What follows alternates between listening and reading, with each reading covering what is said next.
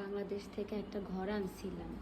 বাবারে বাবা, এ কি লাইন! এইভাবে কে ঘুমায় ঘরের ভিতরে? হ্যাঁ, এক একজন মাথা এরকম দিয়ে তারপরে ঘুমায় আছে।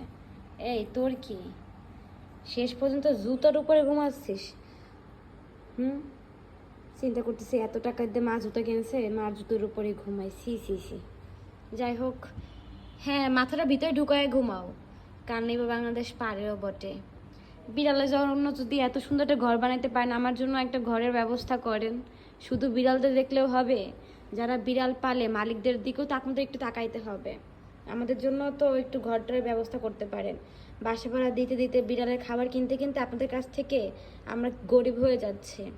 এখন যদি আপনারা আমাদের দিকে একটু তাকাতেন, যদি আমাদের জন্য একটা ঘরের ব্যবস্থা করতেন, তাহলে আমাদের জন্য ভালো হতো। দেখেন একটা একটা করে বেরোচ্ছে, একটা ঘরের ভিতরে কতগুলো ঢুকে ঘুমাচ্ছিল। ওইখানে আরও আছে, ওই যে ওই একটা ঘুমাচ্ছে, এই একটা তিন চারটা ছিল, এই একটা বের হয়েছে, মানে ভাবা যায়।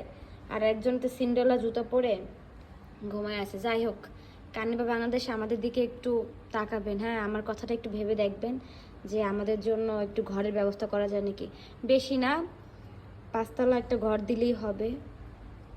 আর মাসে যদি একটু খাবার দিতেন 12-15 কেজির মতো, তাহলেও হতো। মানে বেশি কিছু চাচ্ছি না আর কি, এইগুলো দিলে আমরা একটু খুশি হতাম। মানে কিডনিতেও একটা নিয়ে যাচ্ছেন আপনারা, যদি এবার একটু আমাদের দিতেন তাহলে আমাদেরও উপকার হতো। যাই হোক, ভালো থাকবেন।